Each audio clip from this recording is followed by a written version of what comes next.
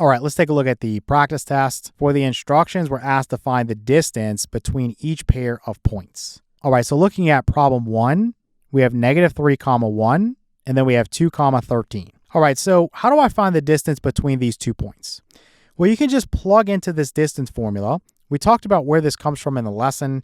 Essentially, you could plot each one of these points, and then you could create a right triangle. You would know the length of the 2 shorter sides, known as the legs, and then you could solve for the length of the hypotenuse, which would be the distance between these 2 guys, using the Pythagorean theorem. So that's where this comes from. If you want to check out the lesson to see that, you can go into more detail. For right now, we're just going to practice plugging into the formula. And so to do that, you first label one of these points as x sub 1, y sub 1, and the other is x sub 2, y sub 2. So I'm just going to pick this first point as x sub 1 and then y sub 1. And the second one, I'll say this is x sub 2 and then y sub 2. Now, it doesn't matter which point gets labeled as which, and I'll show you that here right now. So let's say I plug in, I say the distance is equal to the square root of, so x sub 2 is 2 and x sub 1 is -3. So this is 2 minus a -3.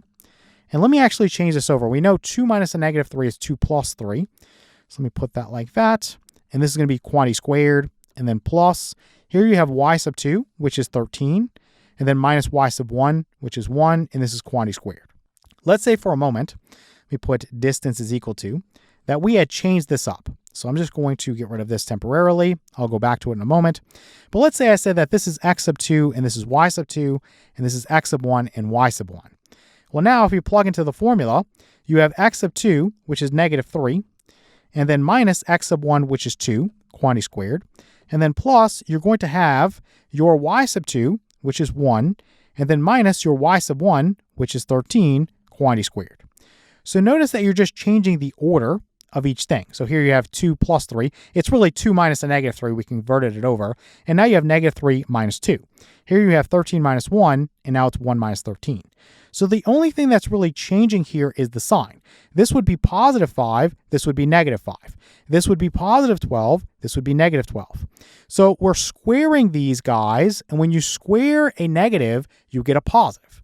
So that's why it doesn't matter the order that you go in. You're going to end up with the same result once you square things. Okay, so let me get rid of this, and let me get rid of this and go back to what we said originally. This is x sub 1, y sub 1, and x sub 2, y sub 2. Okay, so let me actually go a little bit slowly here so nobody gets lost. Let me put equals the square root of 2 plus 3 is 5.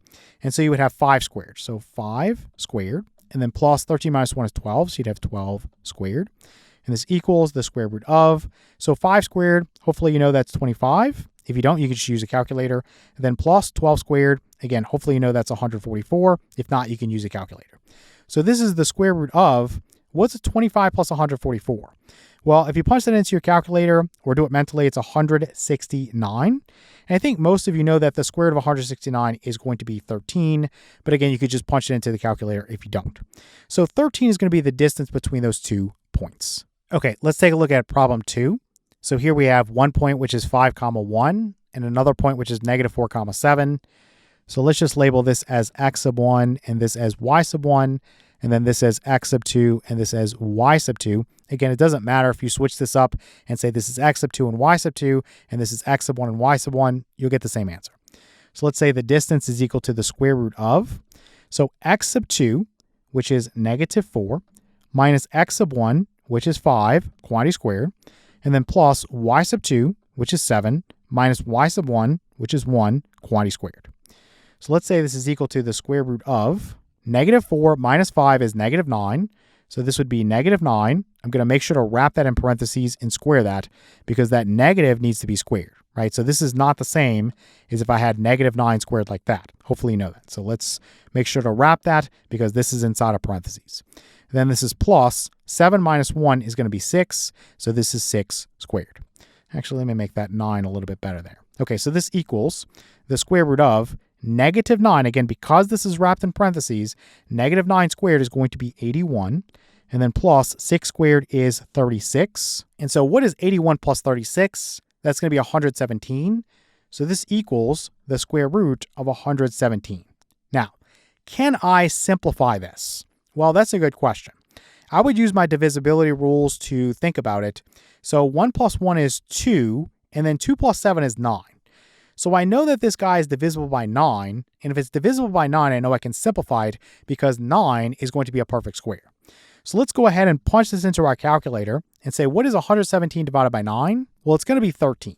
So I can say that this is the square root of 13 times the square root of 9, and the square root of 9 is 3, so you can just write that. So you can just say that this is equal to 3 times the square root of 13, so that would be our simplified answer for the distance between the 2 points. All right, let's take a look at problem 3. So here we have one point which is -9, 11, and then another point which is 4, 4. So let's just say that this is x sub 1 and this is y sub 1, and this is x sub 2 and this is y sub 2, and just plug into the formula.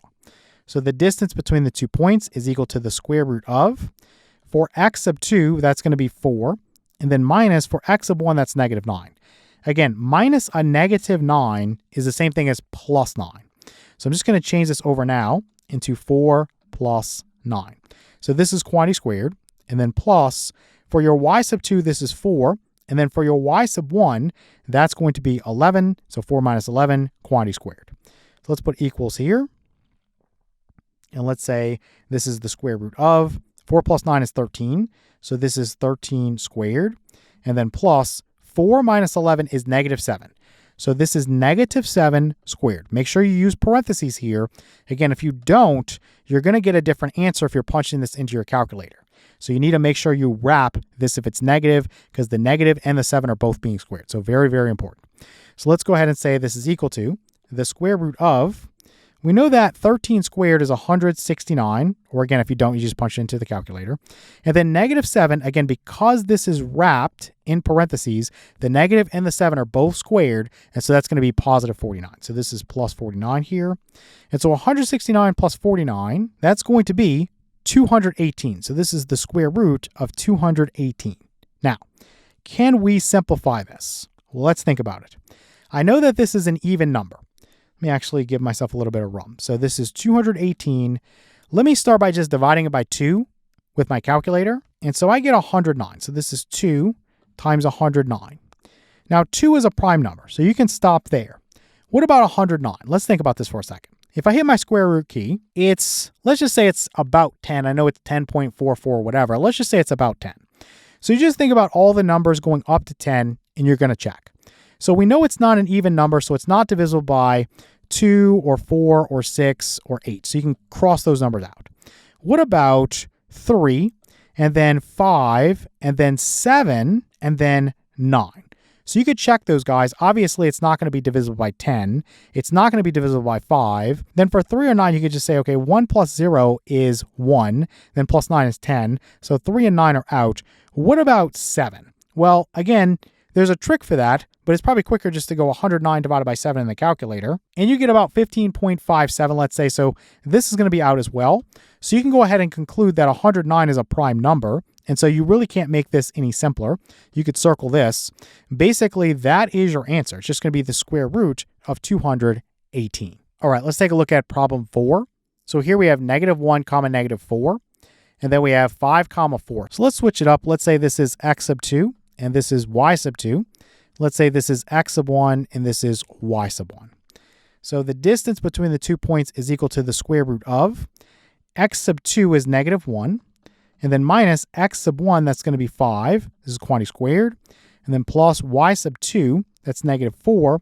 And then minus y sub 1, that's going to be 4. This is quantity squared. Let's slide down a little bit and say that this is going to be equal to the square root of -1 minus 5 is going to be -6. Again, make sure you wrap this in parentheses if it's negative. It's very important. So -6 squared. And then plus -4 minus 4 would be -8.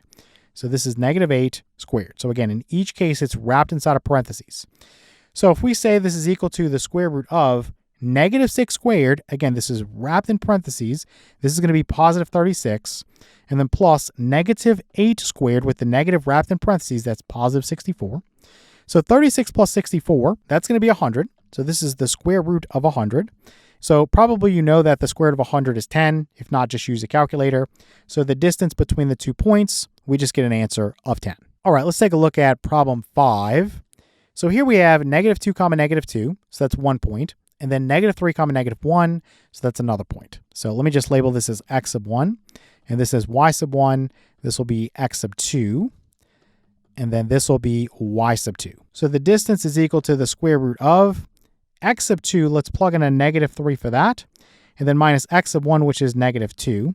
Again, minus a negative is plus a positive, so let's just convert this over now to plus 2, quantity squared.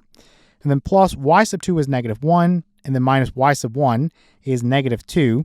Again, minus a negative is plus a positive, so let's put plus 2. This is quantity squared.